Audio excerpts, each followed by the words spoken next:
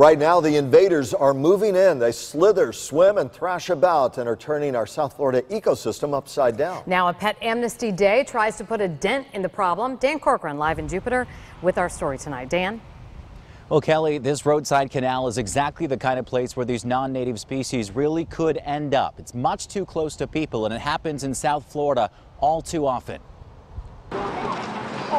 There are animals that should come home with you, like Cupcake. What were you looking for in a pet?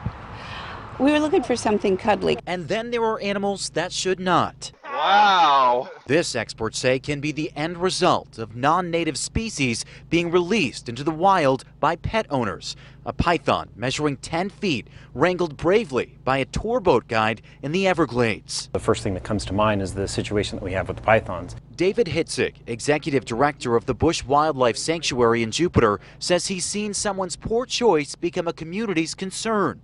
Take this fox, for example. Cute, cuddly, and then sold on Craigslist when it was young. But it grew up and started to smell, David says. This guy kind of smells. This guy, like too many other wild animals, was pulled from his own habitat by people. Either they were kept in cages that allowed them to escape, or people couldn't take care of them anymore, so they turned around and let the animals go.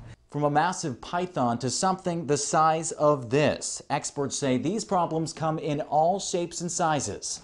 And those problems can migrate into your own backyard. That has such negative impacts on the environment and potentially could be dangerous to people. This weekend at Zoo Miami, a pet amnesty day.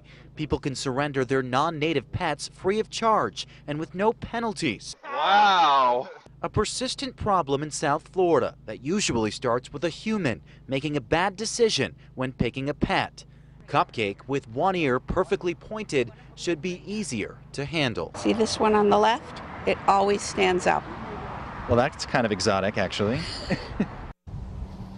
Well, that Pet Amnesty Day, it's this Saturday at Zoo Miami from 10 a.m. to 2 p.m. Wildlife officials will actually accept those non-native species and place them in more appropriate and safe places, most importantly, away from people.